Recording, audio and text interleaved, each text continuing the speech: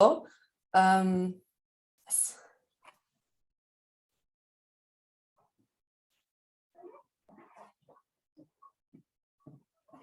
Hello, good morning, good afternoon, good evening. Warm welcome. We're going to wait 1 or 2 minutes to let people in, and then we will get started.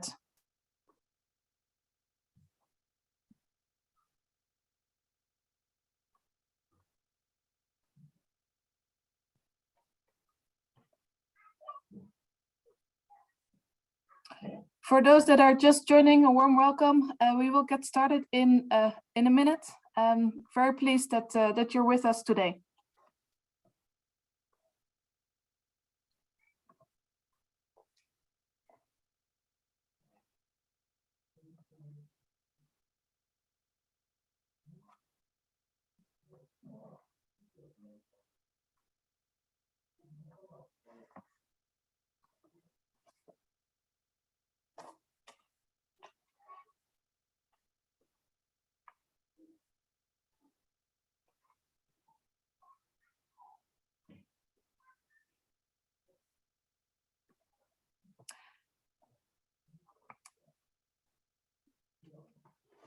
Hello, warm welcome. Good afternoon, good morning, good evening. We're very pleased that you're joining today's webinar on the recent Farmfit publication on market transformation and private sector development strategies. My name is Iris van der Velden. I'm the Director for Innovation and Insights at IDH, and I'm going to be the moderator of this session this afternoon. I'd like to first shortly introduce to you who we are. So IDH, we're working together with the private and public sector to close living income gaps. And we do this through our living income roadmap. And an important part of the living income roadmap is step 4. This is focused on how we take action to close living income gaps. And in taking action, service delivery and procurement practices are 2 of the interventions of our smart mix of interventions that companies can use to work on closing living income gaps. And our Farmfit program is focusing on those 2 interventions, service delivery and procurement practices. What we are aiming to do with the Farmfit program is to create a competitive market of agricultural service providers to support farmers to improve their income. And we do this by analyzing and innovating business models. We create data-driven insights, and we raise access to finance for scaling of those business models. Well, after shortly introducing who we are, we're very keen to understand who you are. So,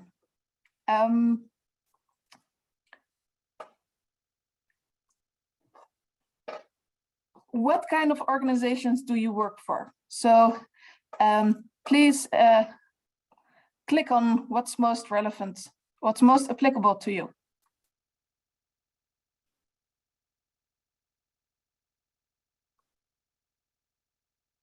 And this is helpful for us to know, to see, hey, who's in our audience today.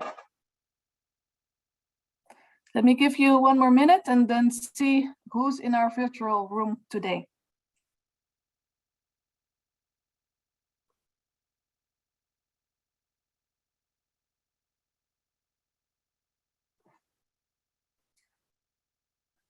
Can we see the overview? So, well, this is great to see because our 2 key audiences are well represented. This webinar is really looking into how development organizations can work together with the private sector. And it's also very good to see that the private sector is well represented as well. Also good to see that we have some investors, people coming from research and academia, consultancy, and also government representatives.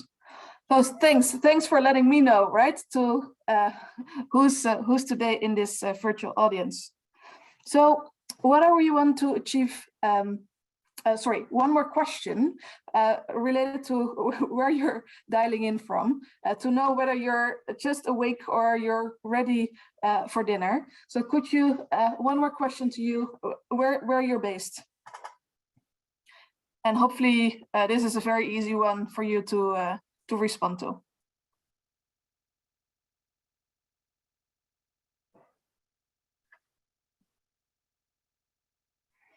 Well, it's good to see that many of us are here during daylight. And good to see that we also have people calling in from Africa. Well, thanks for the people from the Americas getting up early, and from the ones from Asia staying up late. So thank you for sharing sharing who you are or where you're based. So what do we want to achieve today? So we all know that in the smallholder agriculture market, that there are systemic issues, that there are quite a number of challenges that that limit us, right, to look for the outcomes that we would like to reach, both for farmers as well for companies, as well as for governments that engage with smallholder farmers. And we also know that a lot of those issues are only going to be fixed if we actually can transform these markets. And we believe that the private sector can play a key role in this process of changing the system. So what we want to know, so what we want to achieve and discuss today is how organizations like IDH can best engage with and support the private sector to contribute to market transformation. And we will do that both by having panelists coming from the development sector, as well as panelists representing the private sector. So what can you expect in this a little bit less than 1.5 hours? So we will start with introducing you some of the key insights of our recent publication. We have, I think, a very interesting, very strong panel that will have an honest conversation on what the role of private sector can be in market transformation and how to best work with the private sector. There's plenty of room for you to ask your questions, and please use the Q&A button in the Zoom setup for sharing your questions. And at the end, we will try to summarize some of the key takeaways, the key messages from the discussion. And with this agenda, as said, we want to facilitate an honest discussion on what market transformation is, the role of the private sector, and what development organizations can do to work with the private sector on market transformation. And we like to receive feedback, because based on our own experiences, we developed 3 private sector development strategies. Very keen to learn from you. Do those strategies resonate? Are those helpful? Or do you think, well, interesting, but I'm using totally different type of strategies, which actually are much more effective? So we're very keen to receive feedback on the 3 strategies that have been shared in the publication. I'm very happy to hand over and get into the first part of our agenda. I'd like to introduce you to William Saab, who will get us through some of the key insights of the Farmfit research. Will, the floor is yours. Great, thanks for the introduction, Iris, and hi and welcome everyone. Quick couple of housekeeping points. Please feel free to ask questions throughout the presentation. At the bottom or the top of your screen, you should see a button called Q&A. So if you click on that one, at any point you can ask a question. If you want to say something which is not a question, you can also write it in the chat, and we'll do our best to answer them, or to answer as many of them as possible throughout the presentation. And at one point, there's an interactive element where we're going to ask you to go to a website and to give some of your thoughts. So please be ready in about 5 minutes to also give your own input. All right, so in the next 20 or so minutes, I'm going to give you a brief overview of the publication that we've just launched. And before I do that, for the people that don't see me on video, that's me. And the research that we're talking about was also authored by my colleague Kafui Ajigatse. And there's a lot of people on the right-hand side that have contributed to this research that we just want to take this moment to also acknowledge and thank them for their input. So let's start with a little bit of background. What are we talking about when we talk about transforming markets, or when we talk about the markets where we're active? What do we actually mean? So the way that we think about the space where we're active is as follows. We've got at the core demand and supply, or production and offtake. So we've got a production of agricultural commodities, and our work mostly focuses on value chains where smallholder farmers are the main producers. And what they are producing is being is going further into the value chain, is being bought by off-takers, processed, traded, and ultimately consumed. This is really the core market. Around that, there's another circle of goods and services. So these are organizations providing goods and services to farmers, to businesses. Think of things like input providers, weather information providers, CRM technology providers. These are also really important for the functioning of the market. And then around that, we've got the enabling environment and we've got capital markets. And we believe that for the entire system to function well, all of these levels need to be functioning well. And our vision is for these markets to meet a number of, let's say, outcome criteria. The first is inclusiveness. So we would love to see these markets, so smallholder agricultural markets, be inclusive, ensuring the participation and equitability of outcomes for all stakeholders in these markets.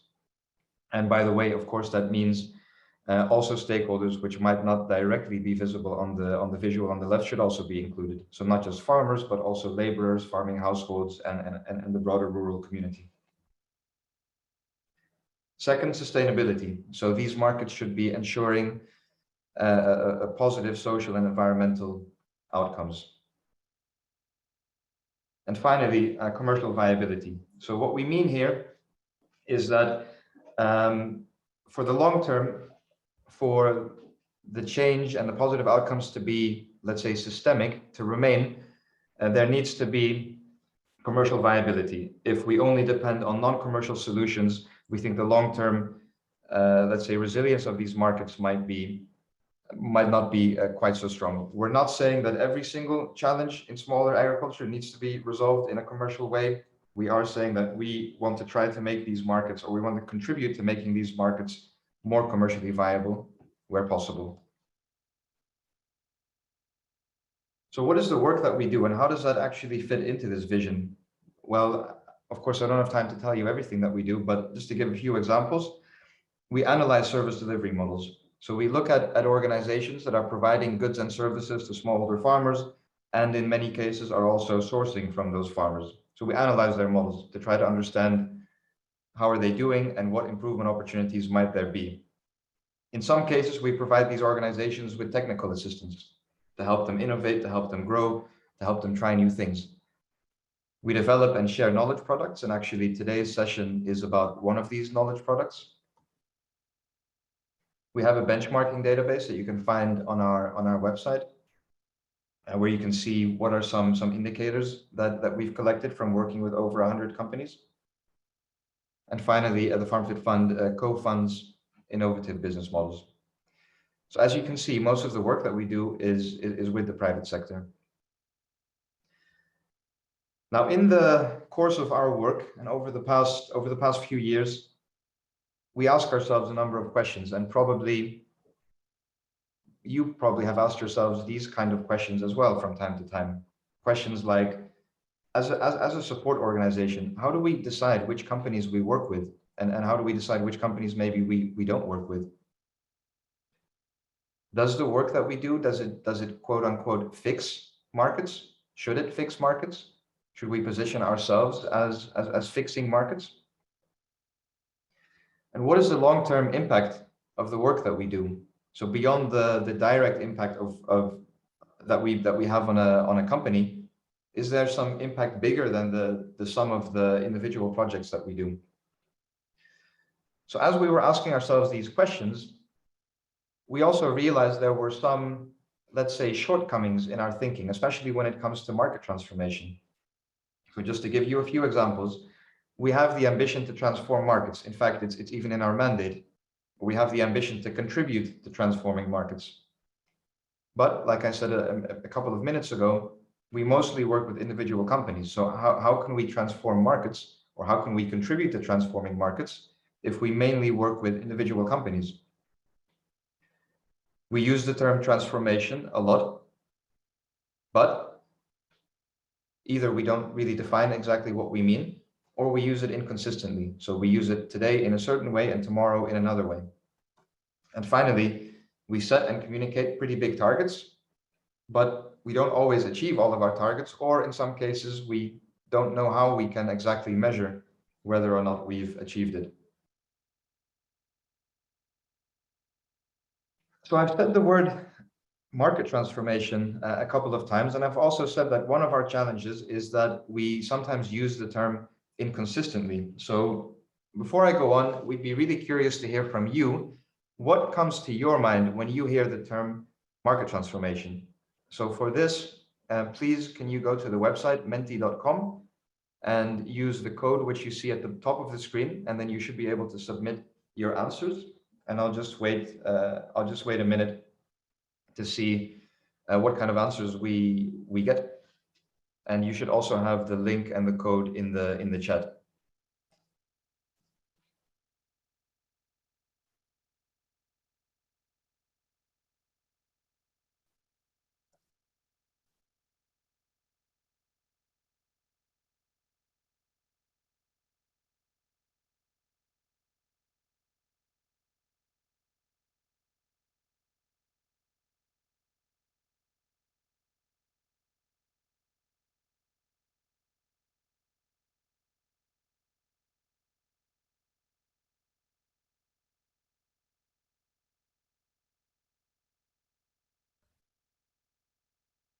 Sustainability.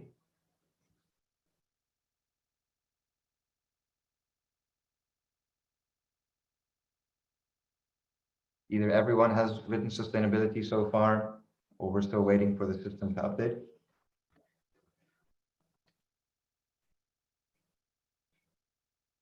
Okay, there we go. Sustainability, sustainable, change in consumption. Nice, it looks like people are being really active. Expensive initiative. Equal power, innovation, fair, true cost accounting. A very different system. I like that one a lot.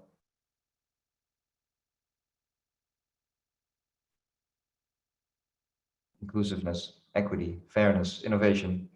This is great. This is great. And I think to me, this really shows a couple of things.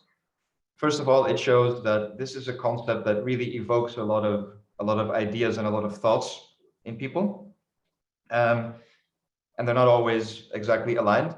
But the second thing is that there really is a pattern that we're seeing. We're talking about sustainability, about inclusiveness and fairness. We're talking about changing a system completely. And in a lasting way. We're not trying to change something for the duration of a project, but we're trying to change something in a lasting way. So thank you very much for submitting all of your thoughts and all of your answers. So how have we defined this concept of market transformation? By the way, when I say how we defined it, we actually spent a lot of time looking at how others have already defined it. We didn't want to reinvent the wheel. So how we defined the term market transformation was as the process of influencing the structural dynamics of a market, including the actors, relationships, norms, and incentives that govern how these markets function. So what that means is somehow changing, or market transformation refers to fundamentally changing the dynamics of how a market operates. And those dynamics can include things like the actors that are active in a market, the relationships between them, and then the norms and incentives that influence the decision making that they do, and as a result, how these markets function. So the publication that we are officially launching during this webinar is called Shifting Gears, and it really seeks to do a number of things. And I want to go through a couple of things which the report seeks to do. So importantly, this report lays out our understanding of market transformation and private sector development, two of the key concepts in our thinking. So how do we understand these concepts? And like I said a minute ago, we draw very much on the thinking of others instead of reinventing the wheel ourselves. We then position the work that we do in this broader agenda. So how does the work that we do, which most of the time is with individual companies, how does that fit into the much bigger picture of market transformation, or the much bigger agenda of market transformation? Very importantly, this work is based on our role as a practitioner, as well as on our skills and our focus. And our focus is mainly working with the midstream of food value chains. So service providers, off-takers, processors, that's the key private sector partner that we typically work with. And we hope for this work to invite collaboration with others in areas where we are not well placed to act. So there's a lot of things that need to happen for market transformation where we are not the right party to take a leading role, or in some cases to take any role. Policy making, infrastructure, primary research, etc., R&D. There's a lot of things that we are aware that we are not well placed to act. What is the report not? This report is not meant to be an extensive analysis of market failure. So we are not trying to lay out a reference document that says what are all of the reasons why smallholder agricultural markets are sometimes facing challenges. It's not an exhaustive examination of these topics. So there's many more things that we can say about market transformation. And in fact, most publications on the topic are dozens, hundreds of pages sometimes. And that's simply not what we're trying to do here. We're really trying to approach this from the perspective of our role as a practitioner. And in the document, we lay out strategies. We lay out 3 strategies that I'm going to talk about in the next couple of minutes. But these strategies are not meant to fix everything. These are the strategies that we use to inform our own decision-making and our own engagement with the private sector. We are not trying to say here that with these 3 strategies, markets can be transformed and challenges will all be resolved. So with these caveats, let me move on to some of the content. Why are we looking at a picture of a seesaw? Well, the reason for that is we as IDH, we don't have infinite resources, we don't have infinite capabilities, we don't have infinite time. All of those things are limited. And we need to think to ourselves, how can we engage with the private sector in such a way that we can have the maximum impact given our limited resources, time, and abilities? And how we do that is we think about the concept of leverage points. And what that means is, what is a point in the private sector where we can engage with, where we think a relatively limited effort can lead to relatively large impact, a relatively large effect. In our research, we identify 3 of these leverage points, and each leverage point is either an actor or it's a group of actors in the private sector that we like to engage with, because we think these 3 leverage points are, for us, the most relevant and the most promising.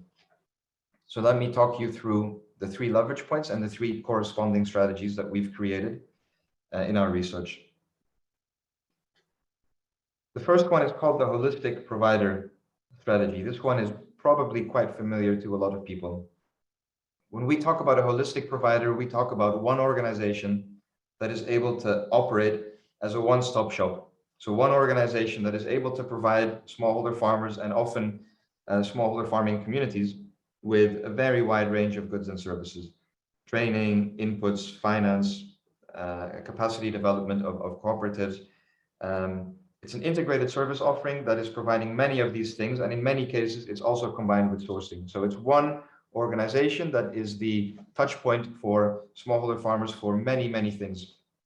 And as you see on the left-hand side, there's the green box, which says support organization. That is us, that is IDH. So we engage with these holistic providers in certain cases. An example that some of you, or that many of you probably would know, is Babangona, which is based in Nigeria, which provides exactly what I said, a very wide range of goods and services as a holistic package to farmers and households. So what is it that makes this an interesting strategy? Well, these companies are able to provide a broad range of services. They have the resources, willingness, and ability to do so. They typically have quite strong relationships with farmers, and because they're providing so many different things, they're able to cross-subsidize. So they're able to provide one of these activities sometimes for free or subsidized, and they're able to cover that from more profitable other activities. In many cases, sourcing or procurement is a profitable activity or is the more profitable activity, and things like training might be subsidized. This strategy is quite useful at resolving certain kind of challenges. For instance, in contexts or in markets where there is no market, so there are no inputs being provided or there is no training being provided, the holistic provider model is a good way of providing that initial access, of being the first time that such a market is created.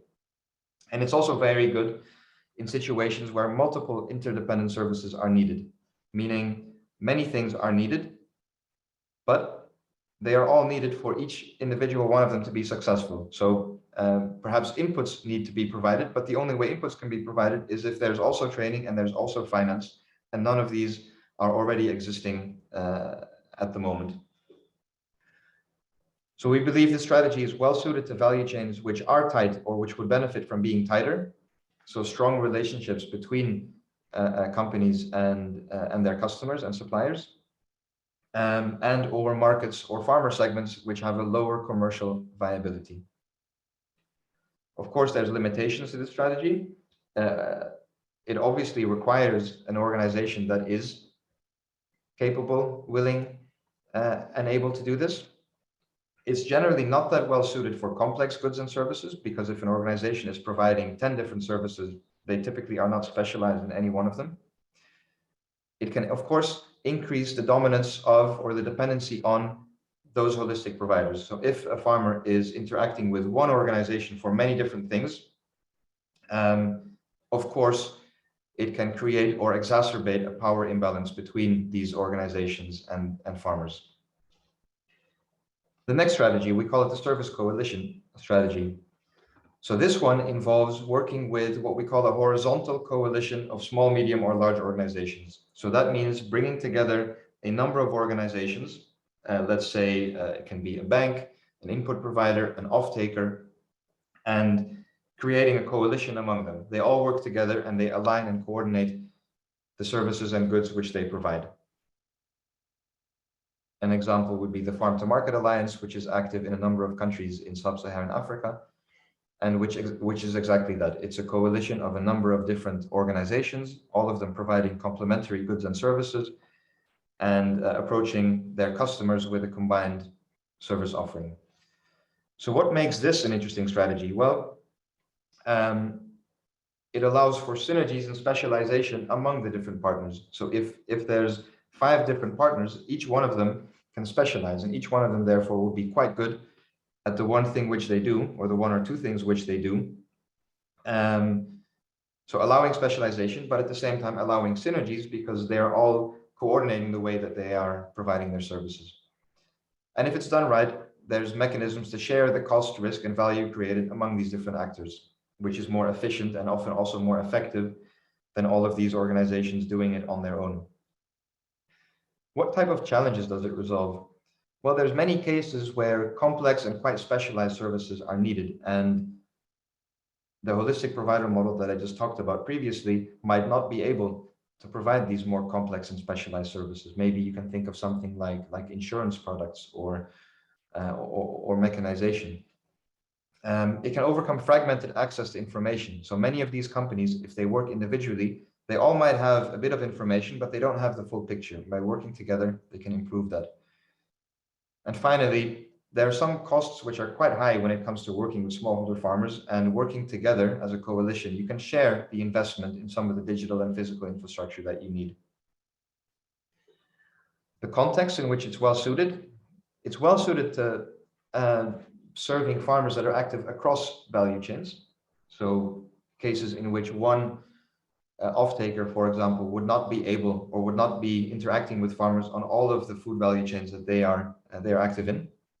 Of course, it requires a stronger enabling environment, especially when it comes to enforcing contracts, because these organizations need to be formalizing their cooperation with each other. And of course, there needs to be these specialized service providers that are there in the first place. Otherwise, you can't create a coalition out of companies that don't exist. Of course, there's limitations. The main one being that building coalitions is just really difficult. It's difficult to align on strategy. It's difficult to share sensitive things like data, costs, risk. How do you organize the relations between these companies? How do you build the governance structure? And how do you get to a moment where you have enough trust between them to take this plunge into the deep together? The final strategy we call the value chain driven strategy. And what this one means, what this one is about, is finding an upstream and a downstream player and finding some way of improving the relation between them to incentivize and or finance change. What do I mean by downstream and upstream? Downstream means organizations that are closer to consumption. So maybe that could be a retailer or it could be a trader. Upstream means organizations which are closer to the farmer. Think of cooperatives or off-takers, perhaps. And what this strategy is about is using the leverage of the downstream player to incentivize change, which is done by the upstream player. This one is maybe the most complex, so I'll spend a little bit more time on the example. We've put Cargill here as the example. Cargill, well, I hope most people will be familiar with this company. Cargill is known for working closely with cooperatives in the cocoa sector. And in this example, Cargill would then be the downstream player and the cooperative would be the upstream player. What is happening in this particular situation is Cargill is providing these cooperatives with the resources, with the training, with the demand for cocoa that allows these cooperatives to be strengthened, to be empowered, and to offer goods and services to their members. This strategy has success characteristics in that it provides a stable downstream demand and willingness to pay. It requires sufficient leverage of the downstream player over the upstream player, and of course, it needs a good relationship between the two of them. It's pretty good at creating or adapting markets to meet the unmet priorities of consumers. So maybe consumers might have a demand for sustainable agricultural produce. This is a good strategy to translate that into action near the farmers. It can create new sources of financing, and it can also improve information flow from the upstream to the downstream. Think about things like traceability. It's clearly well suited to contexts in which you have a consolidated and a strong downstream. If you have a very fragmented market, this strategy is not going to work. And of course, you need to have upstream players, whether it's processors, traders, cooperatives, which have the ability to play a bigger role in service provision and procurement. And similar to the holistic provider model, the key limitation here is that it can also increase the reliance of farmers, cooperatives, SMEs, traders, etc., towards dominant buyers. So if you want to read more, we have a PDF report. The screenshot is on the right-hand side, and we've got an interactive website. Screenshot is on the left-hand side. I think one of my colleagues hopefully will put the link in the chat. We really did our best to create a different and exciting website to present all of our information. So if you have more, if you have a desire to read more, please take a look at either the website and or the report. Back to you, Iris. Thanks, Will. Thanks. And there we have a couple of questions, and let me share a few with you. So the first one is with regards to the holistic model. And the question is, does it scale? And is it resilient? Could you reflect on that question? Whether the holistic provider model is resilient and whether it scales. Yeah, or whether it can be scaled. Yes. Yeah. Well, the scaling one is tricky. The reason for that is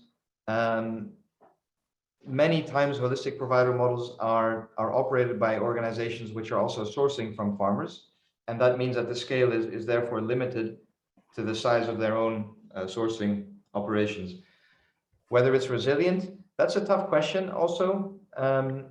My personal opinion, and I would be really curious later on to hear the panelists' thoughts on this, but my personal opinion is that in the very long term, it's probably not the most resilient situation to have farmers or any kind of customer depend on just one organization that is providing them with a really wide range of goods and services. So so that's my personal opinion, but would be really curious later on to hear how our panelists think.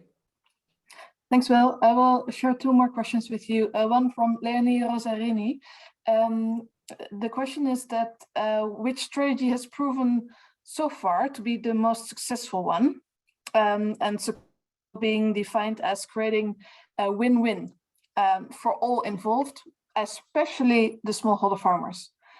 Well, I think, sorry, I'm smiling because I think this is a very interesting one. Go ahead. Yeah. So the best strategy is, drum roll. I'm sorry, no, there is no best strategy. The point is that we believe that each of these strategies is better or worse depending on the context. So in a food value chain where you don't have large and relatively integrated organizations, the holistic provider model is often not even possible. In value chains where it's a very fragmented landscape, the value chain driven model is often not even possible. So which of these strategies is the best very much depends on the context and on the kind of challenges that need to be resolved. Another important point that I want to mention here is that the strategies are not mutually exclusive. So even us as IDH, we will often be using two of these at the same time. So we might be working, building a coalition while also trying to secure some downstream demand for that coalition as an example. So I think it's a really great question. And actually in the coming years, we would like to test our thinking here. So all of the thinking that I've just presented and that's in our publication, these are all still hypotheses. Well,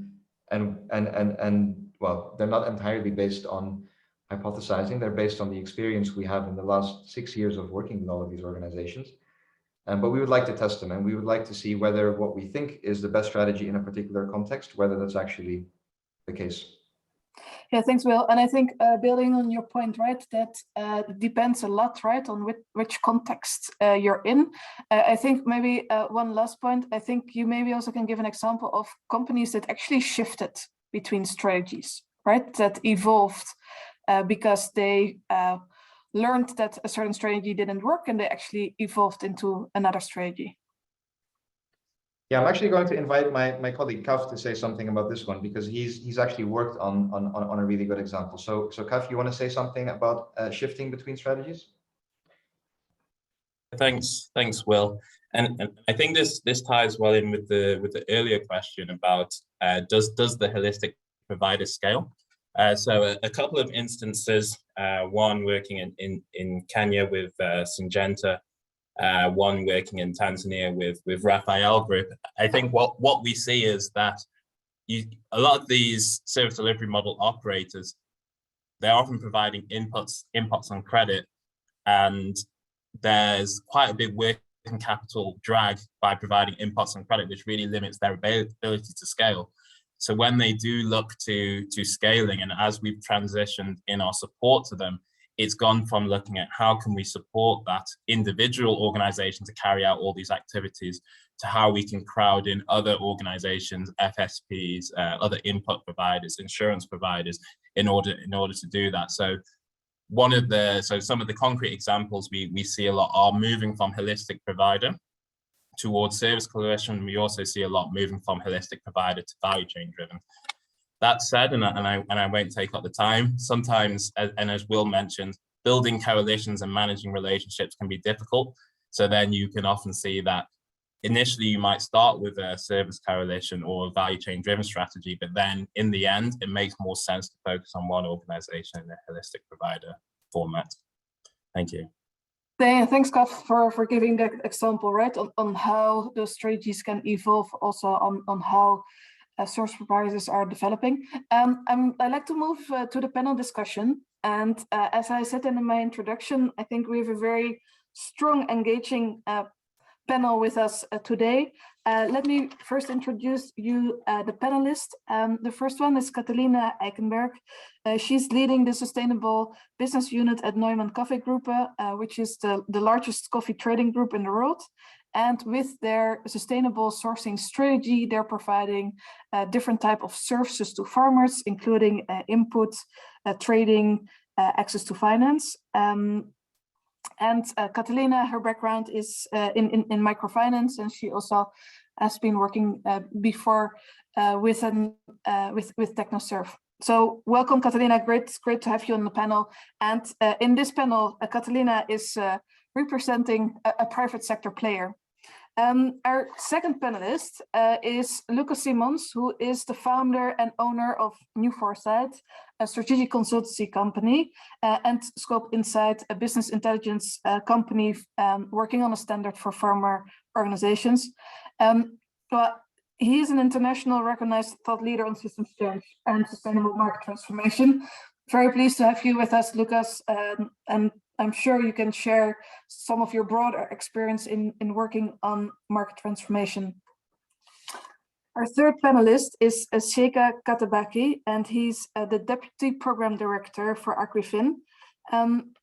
And in this role, as you could say, right, at the development organization working together with the private sector, Sheka comes in with a wealth of experience in telecommunication and digital solutions. So warm welcome, Sheka. Great to have you on the panel. And last, definitely not least, Songbei Lee, who is the agriculture finance team lead working with USAID and supports USAID in its efforts to mobilize capital for agriculture. And Songbei has a background in investment banking and microfinance, and similar to Sheka, he, in this panel discussion, represents a development organization. In this panel today, we would like to discuss two key topics. The first key topic is how can a development organization and a private sector player best work on systems change? And we will first get into this topic. So let me first introduce you this topic. So we see that a lot of development organizations, including ourselves, they have the ambition, as Will also shared in his presentation, to work on market transformation. But we also see that still a lot of organizations are doing this through a project focus, rather than thinking about what is the system, what's needed to change the system. And this often results in programs that are focusing on number of farmers. How many hectares are we reaching? How many farmers have we trained? And at times, that's, and we know, right, that this is not going to be sufficient to make smallholder agriculture markets inclusive, commercially viable, and sustainable. So we think that we definitely need to shift from thinking about projects having impact to what can we do to include a system-based thinking. Well, Lucas, I'm going to start with you. As a thought leader on this topic, what in your view, again, organizations like IDH and like the organization of Songbei and Sheka, what can they do to help working on systems change? And do you believe they actually can shape the process, or is it something, right, that will happen organically and maybe they can influence it at some points? Thank you, Iris. That is the mother of all questions, perhaps. And so first of all, congratulations on this excellent webinar and a beautiful report. I read it with a lot of interest. A lot of information, a lot of insights are in there. So I can definitely recommend everybody to take a look at that. And great to have 100 participants, 99, to be here, and yeah, that you spend your valuable time to listen to this. Iris, I want to come back to your question, but it is a complex one. So allow me to take just 1 minute to take a step back and then come back to your question. So why, I think a lot of there is already in the definition of market transformation or transformational change that Will shared with us, right? Something with incentives, something with market structure, something that is going beyond projects. Now, there's a model that is being used a lot that explains very quickly what's system failure, what's going wrong here. And it's the Iceberg Model. And it's not mine, you can Google it, but it is really helpful. So the tip of the iceberg, the visible part, are the events, are the problems that we see, the deforestation, the environmental degradation, the poverty, all the things that are not working. That's the visible part. The question is, are these coincidences, or are they actually a natural outcome of the system? And of course, we all know it's not a coincidence that they're an outcome of the system. So they are actually an outcome of the decisions that we as a collective make every day. So every day we wake up, and whether you're a company or an NGO or a business or a government or whatever you do, every day you wake up and we all make certain decisions. And these decisions that lead to certain actions, and the actions lead to the outcome. What we buy, what we don't buy, how much we pay, where we invest, where we don't invest, whether we collaborate or not. All of these decisions lead to the outcomes. Now, the next question is, the next layer of the iceberg is, why do we make these decisions? And that's interest. It's the winning behavior of NGOs to continue what they're doing. It's the winning behavior of businesses to continue what they're doing. It's the winning behavior of governments to continue what they're doing. The same thing with donors. And so if you understand the incentives, you understand the decisions. If you understand the decisions, you understand the outcome. And then it's also true that we need to look at policies and the structure of things to understand where those incentives are institutionalized. So the Iceberg Model explains very quickly why it is indeed a system failure. Now, to your point, Iris, why do projects not work? Because projects tend to go to the events. Is there poverty? We need to look at poverty. We need to stop deforestation, and hardly ever they look at why are we making certain decisions on a daily basis, let alone where are those incentives actually institutionalized. So system change needs to go beyond the events, but needs to go to the deeper level of the icebergs. And then to your question, what should donors do? Allow me to ask one question first to the audience, and please type in your answer if you have one. We are here with 100 people online. In total, tens of thousands, perhaps hundreds of thousands of people are working every day to make sustainable agriculture more sustainable. Question to you. If every organization that works on sustainable agriculture, if every organization or government or NGO or business that works on sustainable agriculture would have a musical instrument, what kind of music are we making together? Please type in your answer. What kind of music are we making together if all of us would have a musical instrument? Now, I don't know the answers, but my guess is noise. Here you go, noise, noise, noise. And the funny thing is, or it's not even funny, because I've asked these questions hundreds of times for every audience imaginable. And the answer is always the same. Noise, cacophony, or the most positive answer I've heard so far is an extreme form of free jazz. And the reason being is that we all just bang our own instruments. We are just playing our own instrument, and we don't care about what the others are doing. We're not making music together, because music together would mean, what kind of music do we want to play together? What is the issue that we want to solve? When do you play? When do I play? When do you shut up? When should I start? When somebody else should start playing? And so something of conducting, something of working together to make music is necessary to change the iceberg. And so what is the role of donors? Donors, and this is I've been asked to be brutally honest, and I'm Dutch, so I have no problem with that. Donors, you are the source of the confusion. You are the source of noise, because you are you are only focusing on the events, the top of the iceberg, with the KPIs that you can measure now, short-term projects. It needs to be immediate result, hectares, amount of women trained, all of these output indicators. And you want to be special. You want to be different as well. And that responds to the NGOs. They are hunting for money. They want to be different. Nobody is making music together. We are just making noise. Now, that's where it starts. And the word that I will and then I'll shut up and I will try to explain it later. So this is my cliffhanger. The solution for this is a word that is both extremely boring, but probably the most important word that we need to start embracing as a sector. And it's common in every sector, but not in our sector. And it's called interoperability. And it's the ability to work together. And so the issue is, and then I'll shut up, how come, or how does the Navy, the Army, and the Air Force work together if they wanna conquer an enemy or territory, right? Very actual at the moment. How do the Dutch police works with the international police? How do hospitals work with doctors? These are all different systems, but they work together because they have the same language, the same goal, the same language, the same metrics, the same data, and there's a command center, something of governance. Now, if we can learn how interoperability works in other sectors and bring that to our sector, we have enough instruments. But now it's a matter of, can we go from noise to music? Thanks, Lucas. And I think you definitely gave us some food for thoughts. Sunbe, I'm really keen to hear from you whether you feel that in your role, right? Do you feel you're dealing with events? Is that what you're doing? And if not, right, what are you doing, and are you contributing to the noise, or or do you have another approach? Well, first I wanted to say thank you for those comments and questions, Lucas. So I would definitely say, or donor organizations should try to be more like conductors.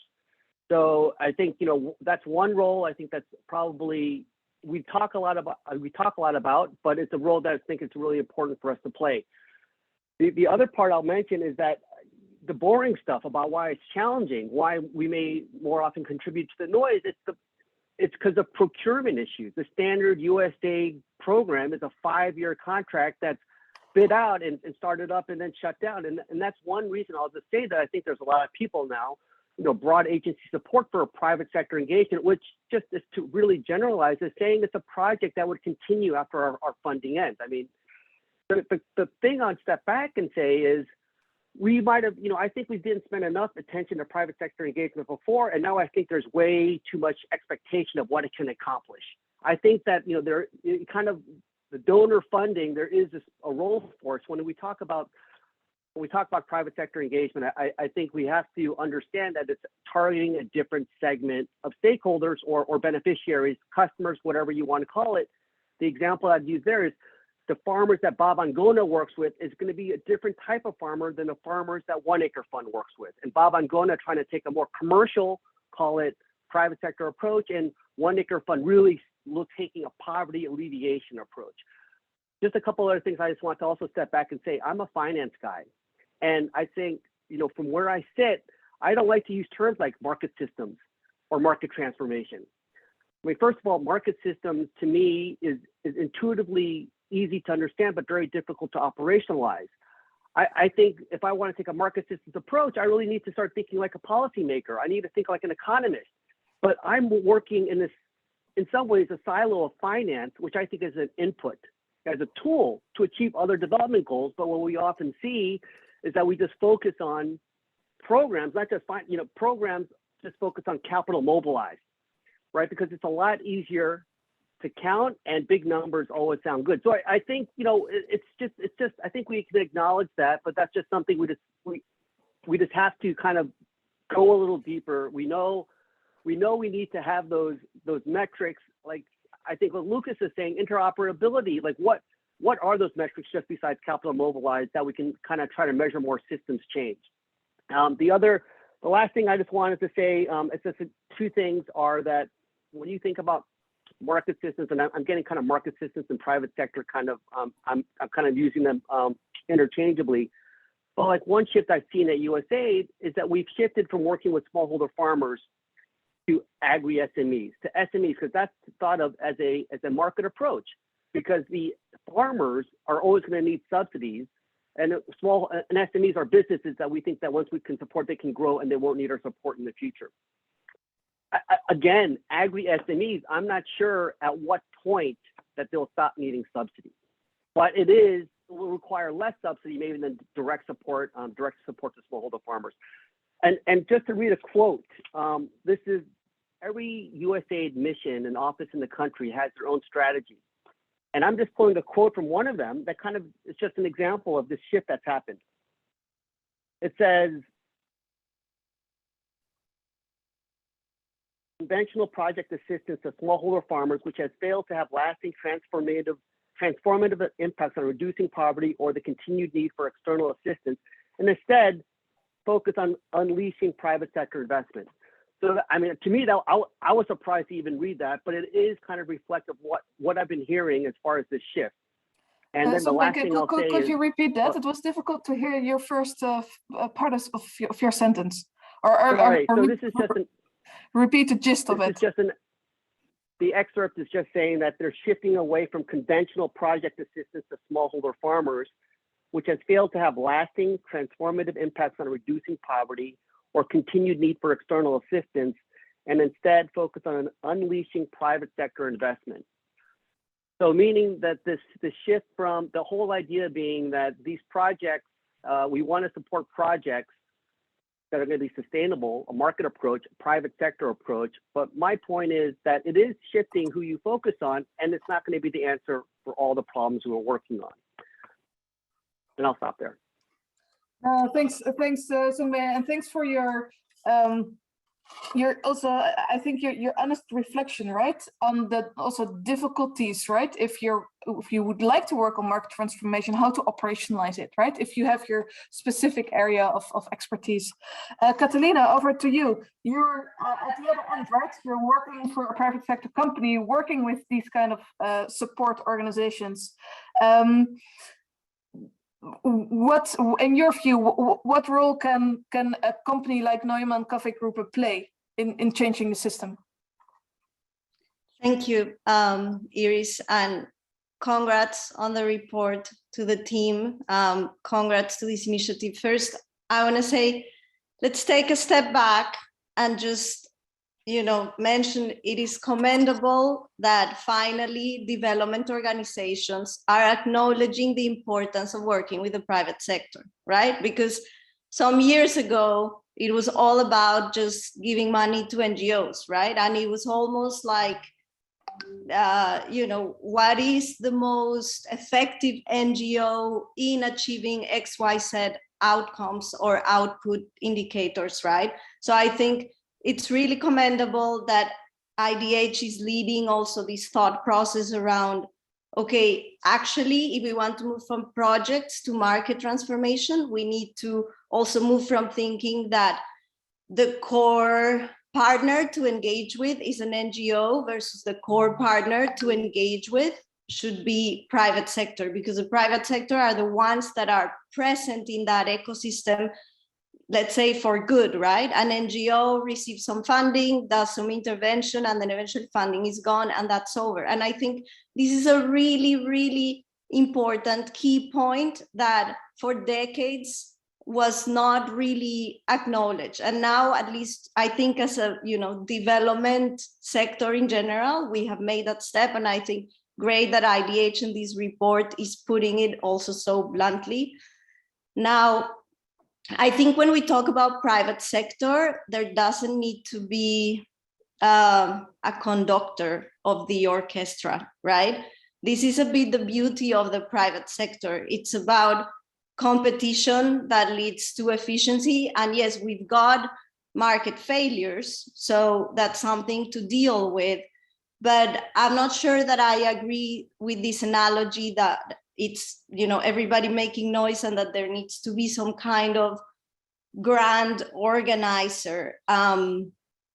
What I would say is, though, I think within the three different approaches that are presented in the report, no matter which one you're working from. And I would say us at NKG, we've been working from this holistic provider and really providing all the services to our farmers, including financing, which I think is really one of the key missing pieces in most interventions of this type. There is a core question on how poor the farmer is. You know, if we are talking about a farmer that has 0.2 hectares on average in Kenya or Uganda, there is a different person to reach than a farmer of 3 hectares or 4 hectares in Honduras or Colombia, right? And whether one is able to have commercial viability in the provision of those services with this farmer in Kenya that is 10 times poorer than the farmer in Colombia or Honduras is a completely different ball game. And it requires completely different amounts of subsidies, really. And I would say the biggest thing that we've learned is how expensive it is to reach these farmers consistently, even when you already have infrastructure in these very remote regions, even when you are already cross-subsidizing from another part of the business, even when you're already receiving some grants from donor organizations. Like, we thought, you know, we could break even in the provision of services in a matter of maybe 5, 7, 8 years. I'm not sure that that's the case, especially not for the Africa context, where one farmer can just produce so little produce. And so, well, it's like, I compare it a little bit to microfinance in the early days. So in the early days, microfinance institutions, when they were all trying to kind of reach this break-even point, this like minimum viable scale, whether it was like a portfolio of X $million or let's say 10 million customers or a certain number where they could reach enough economies of scale to tip that point of commercial viability. And I think when we look at this, it's very similar. Like, there needs to be a certain amount of scale for it to be commercially viable. But that tipping point is very different in the context of Africa or in the context of Latin America or in the context of Asia. It really depends on the level of poverty, how atomized they are, how much produce they can produce, et cetera, et cetera. And so I feel it can really be a matter of decades until you can grow enough to make it commercially viable. And I think this is where donors need to think about engaging long-term with the private sector, because this is also the other thing about the project approach. You know, a 2-3 project timeframe is nothing in the context of this. And I think really we are very few companies that have taken this step, this commitment, long-term commitment to say, I'm going to start providing services to farmers, and this is not a project. This is something I'm doing for good. It is now part of my operations. I am setting up these new departments, farmer services units.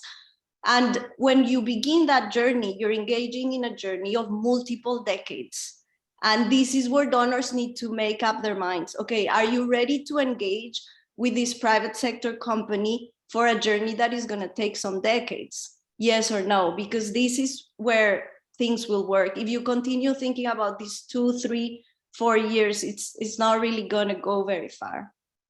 Thanks, Catalina. And I think it's clear, right, that those cycles that we're also often in, more short-term cycles, are not helpful, right, for the long-term change that you're after.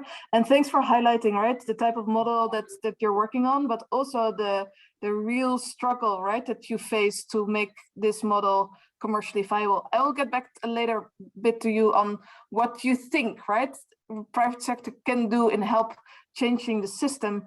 Sieka, I'm keen to get to you because I think you have a nice example where you're doing both, right? You're working with companies, but you're also thinking along, right, on what needs to be changed in the system. Sieka, can you share with us how you're doing that? So not only, right, looking at individual companies, but also at their environment and the system that they're in. Thanks, Iris. Thanks for that. And thanks everyone for having us on this webinar. Just very quick points and maybe touching a bit on what Lucas and Songbei had mentioned. One is that when NGOs actually do the intervention, to a large extent, it's not just looking at the events or the top of the iceberg. We do actually look at the system as a whole.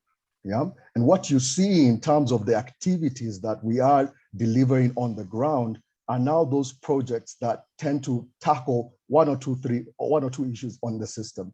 And to Catalina's point in terms of why, or the challenge of getting to profitability in the agricultural sector, that is a key reason or role that NGOs play in terms of actually making that sector more viable for businesses to engage in. We know that there are certain skill sets, there are certain requirements in the sector that if they're not handled in terms of a public good, or if they're not handled in terms of just the capacity building that is better situated in organizations that have been doing this for a long period of time, the NGOs, whose primary function is to do that, to uplift the vulnerable segments of society such that they can become active, productive segments of society. And that's a primary role we play. I think that's the bottom line for these organizations, and hence our outreach and impact numbers are similar to what you'd say is the profitability for the private sector. So without having the active involvement of the NGOs,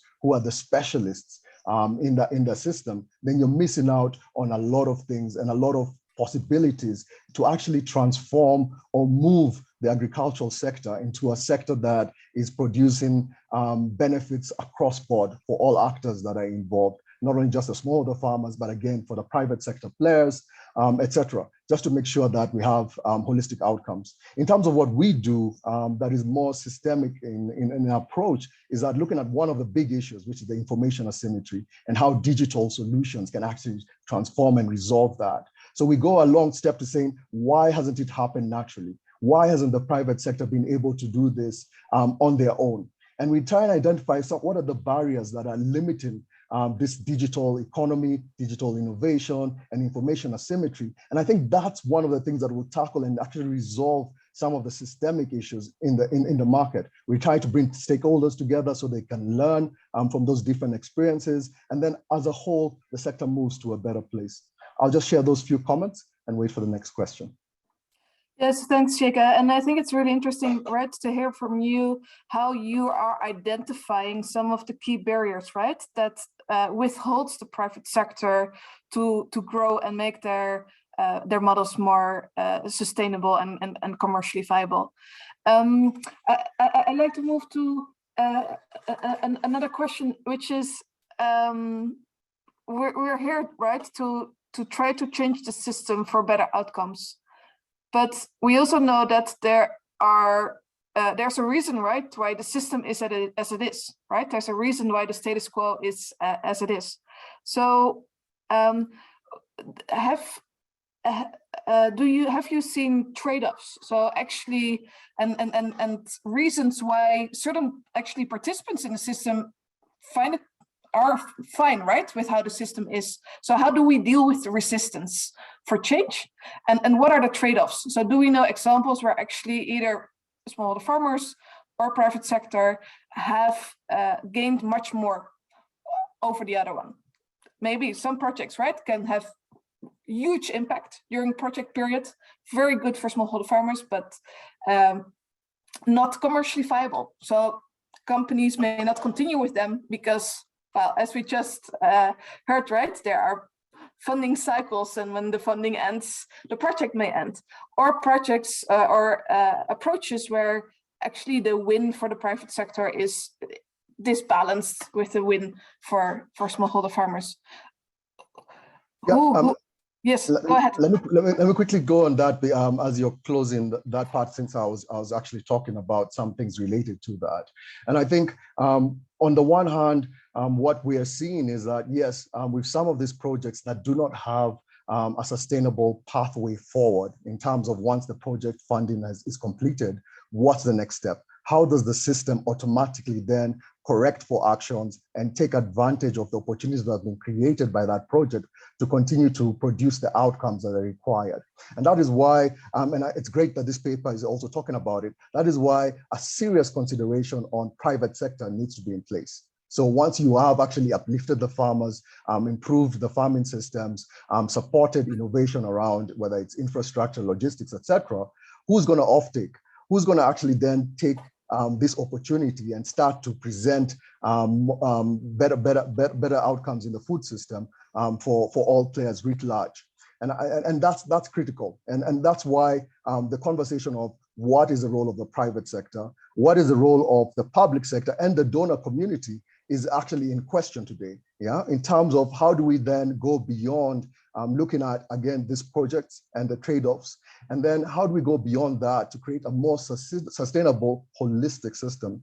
And one thing to mention there is that even as we're transforming these markets, we have to recognize that certain roles of different actors will change. We know that in a lot of fragmented markets or sectors or value chains, where there are a number of players, middlemen, etc., we know that once you start to transform this market, say if you're taking a holistic approach, a service coalition, or better still, a platform approach, some of these players will lose out at the end of the day. And then you have a new problem. You have a new set of unemployed people. How do you then start to resolve those issues to make sure that the system works consistently across all these issues? Maybe I'll turn to Lucas, who's got a bigger system thinking and frame of mind to actually maybe share with us some of his thoughts around making sure that stakeholders across the system are not negatively impacted as we move on this journey towards transformation. Thank you. I'll gladly take up the challenge, Seika. And before I do it, I just want to make one thing straight, which I saw in the comments, and I also heard Catalina make a remark earlier.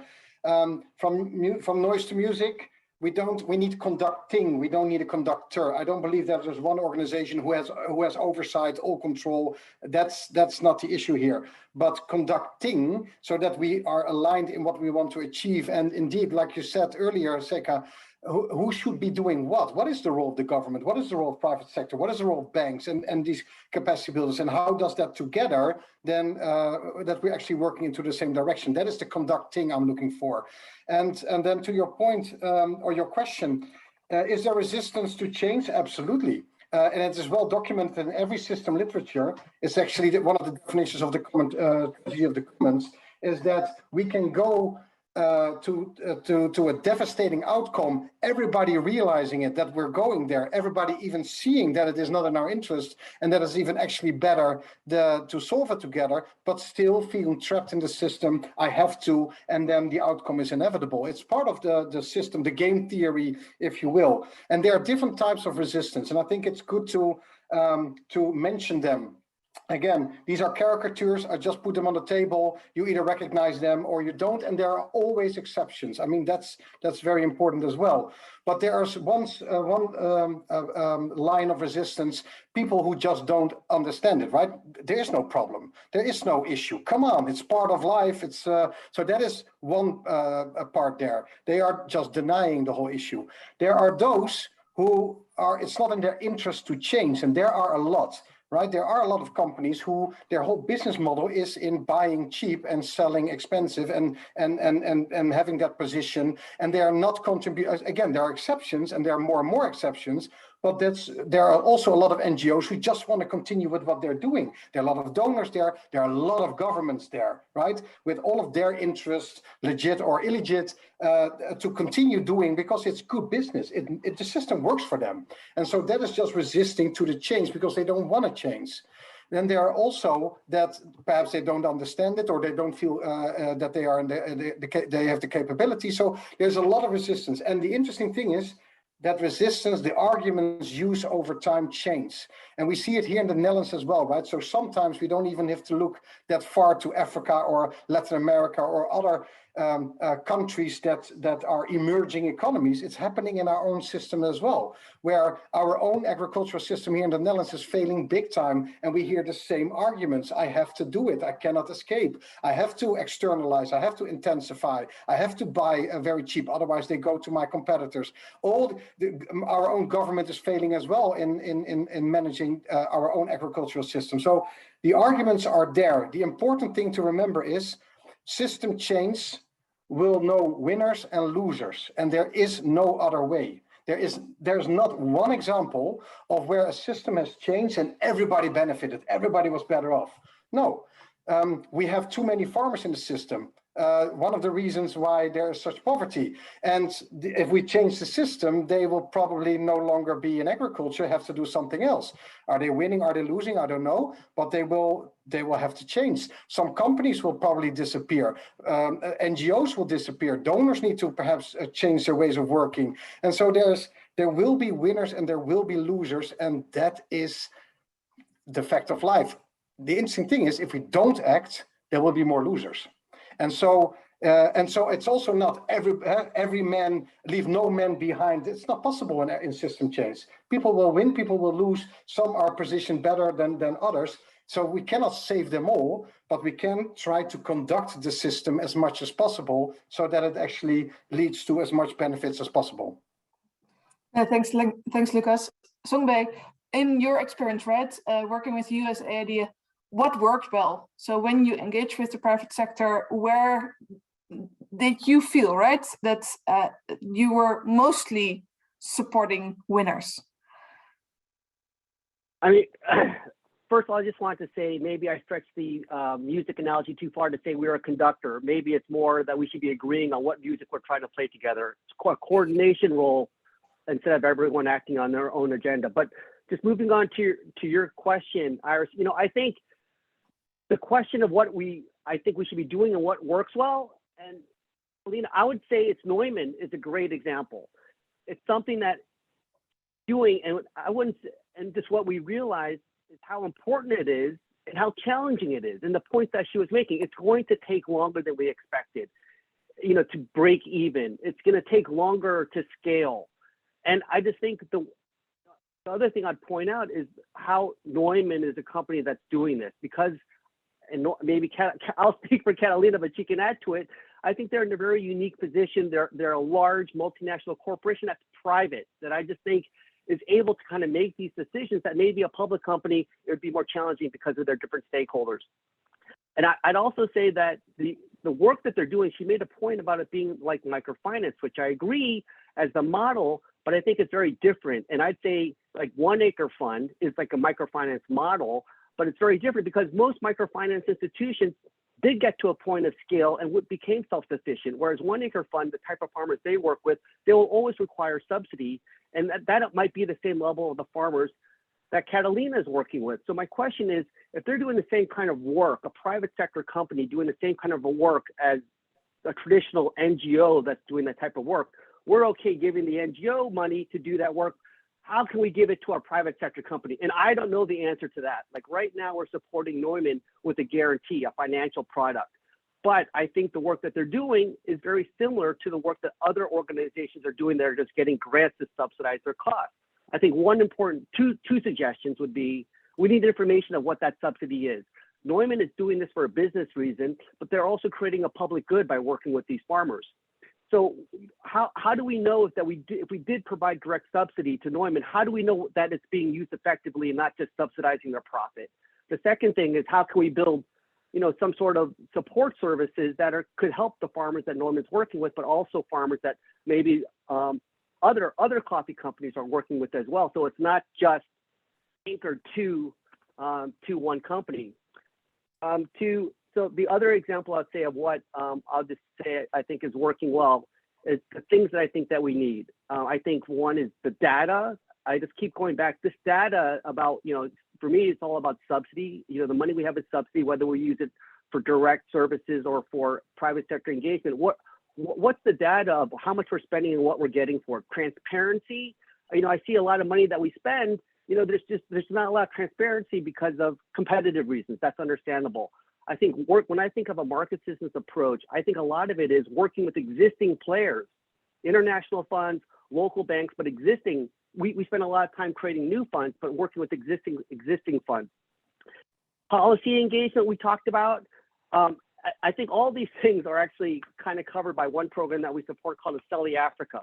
And people can go to their website. I'm happy to talk more about them later as well. But I consider it our most innovative private sector engagement activity we have, but it's 100% grant funded. Thanks, Songbei. Catalina, I see you have your hand up, and I'm sure you want to respond.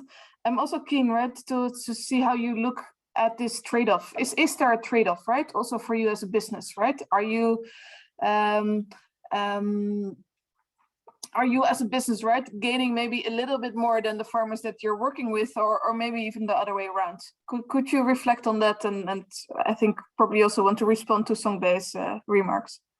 Yeah, so thank you, Songbei. And I think, let me begin with saying, I think the analogy with 1 Acre Fund is extremely telling. So I would say we are servicing farmers that are as poor as the farmers of 1 Acre Fund.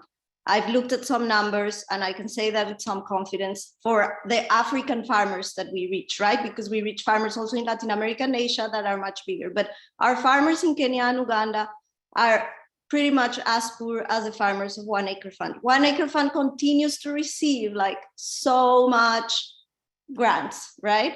And that's because they are a not-for-profit. We don't, because we are a private sector company. So people always ask this question like, well, why am I going to give money to the largest coffee trading group in the world? Well, I mean, one option is like, somebody could try to come in and scrutinize our numbers and see that we're actually losing quite a bit of money with this, but we don't consider it losing money. We consider it a long-term investment, right? It's an investment that we're doing year after year, that we know it's going to be for at least a decade or so. We're not exactly sure when this is going to start returning, right? And Songbei is also right. We can do this because we're a private sector company where our shareholder is committed to this, so it's possible.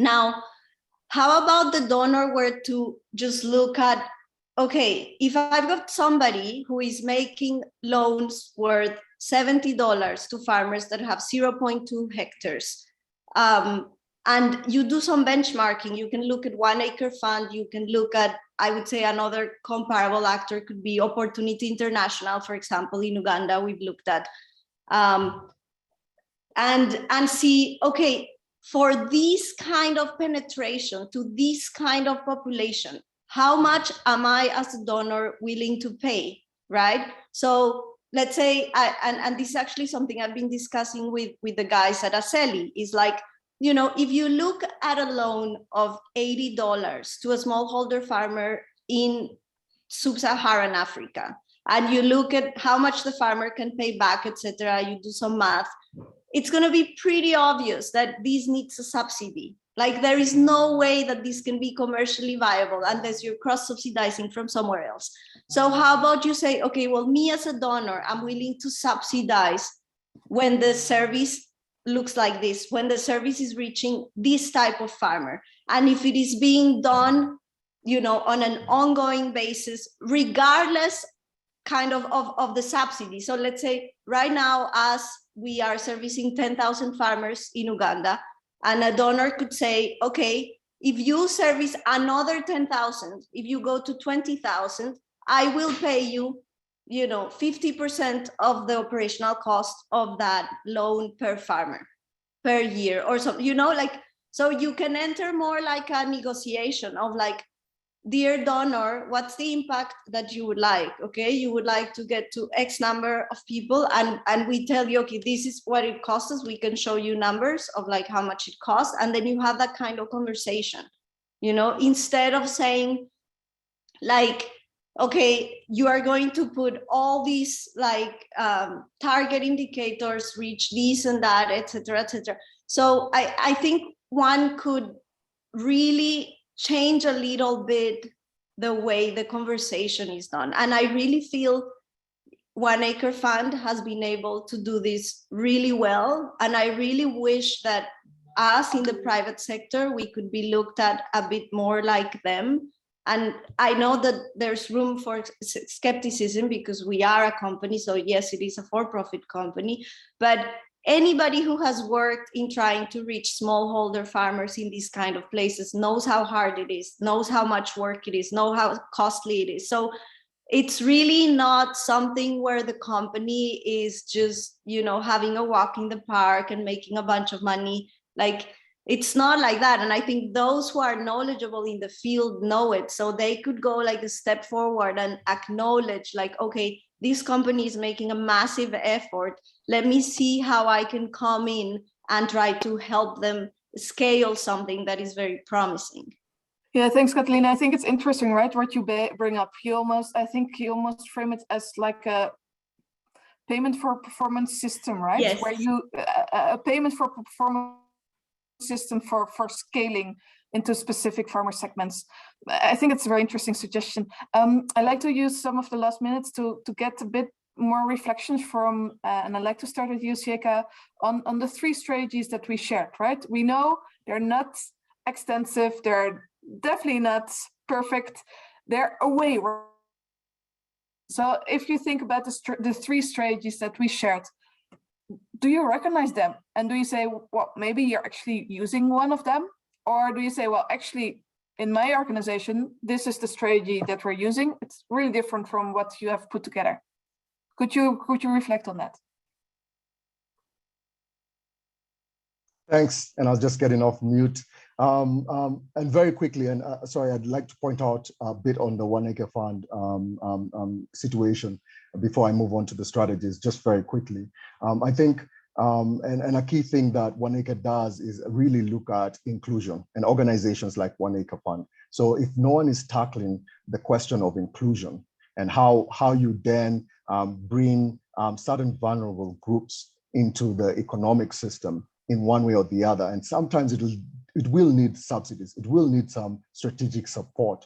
But as you work on this model for years, and with the innovations that are coming out in the market, you find that organizations like 1 Acre Fund right now that are now taking in a more digital approach to the work they're doing have actually started to find ways to scale. They started to find a point where their model linked with innovation and digital solutions can get to some point of profitability. So I think that's critical. And to the strategies you're talking about, whether you're looking at whether it's a holistic company or whether you're looking at whether it's a service coalition, I agree totally that in different contexts, these strategies will have to be looked at. And even them as themselves have a transformation pathway.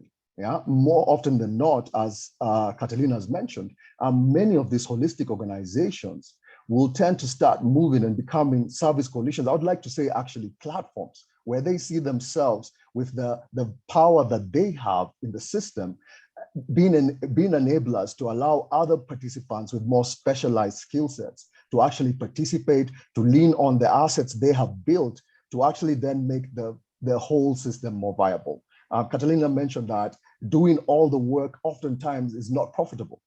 It comes at a large cost. And private enterprises are driven by their shareholders. They need to give a return on investment. So certain considerations have to be made even by the private sector players. So without taking this holistic approach, without seeing the transformation that has to happen and the role of different organizations such as us, the service enablers who can see some of these things, who can be subsidized or support the subsidy to make this transformation happen, a lot of these things will not take place. I'd love to give a great point in case is that, for example, one of the large digital agribusinesses in Kenya, Twiga Foods, originally had the ambition to work with smallholder farmers, and they did a really great job linking smallholder farmers to retail markets. But once the demand started growing, and I think this is to the last strategy where you're looking at a downstream player, when the demand started growing and they were unable to fulfill the demand from smallholder farmers, whether it was quality, whether it was quantity, they had to make a shift.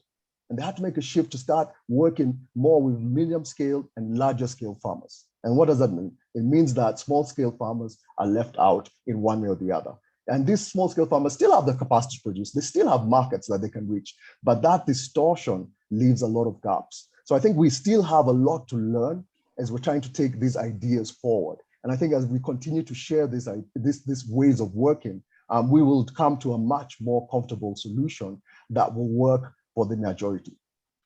Thank you. Thanks, Jake. And I think that's a very, very interesting last point, right? That while going for scaling, right, there may be another time, right, potentially trade-offs, right, where the more commercial farmers are being served and the farmers that are more closer to being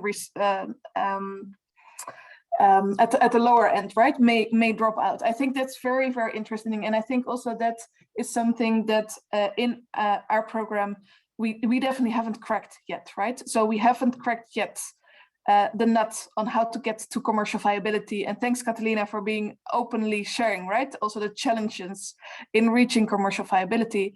I think the other thing that we haven't cracked yet is how the scaling works, right? And whether we actually then need a combination of the different strategies, or whether there's sort of a natural evolvement of the different strategies, and whether there may be some unintended consequences, right? If we actually reach scale, do we then still also reach the subsistence group of farmers that we were planning to reach?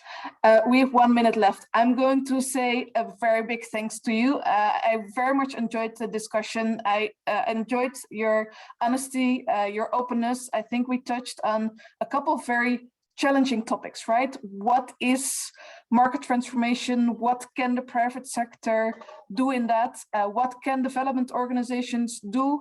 How the current practices of development organizations, you could say, sometimes actually hamper maybe changing the system, because we work with cycles, we work with projects, we don't always look at the system, but also how challenging it is, right? Because as Songbei nicely said, if you're a certain expert, right, then you're not a policy expert. You're not another expert, right? So, and we said that we don't need a conductor, right? But we do need to work together and understand each other's strengths, and maybe have all our own system strategy, but do that in a coordinated manner with the other ones. And with those last words, I like to close the session. Big thanks to the panelists. Thank you, Will and Kaf, for sharing a very interesting presentation on the content of this recent publication. We had many more questions. We will get back to you and see what kind of other questions we can still respond to. We will share with you the presentation, the slide deck, and we're very keen, right, to continue this conversation, because this is not a one-off. We know this is difficult, but we also know it's needed. And I like to close with your words, Lucas. The alternative is that there are more losers, right? So we better try to work together better than we have done in the past. Thank you all. Have a good morning, afternoon, or late evening. And we keen to stay in touch. Thank you. Bye-bye.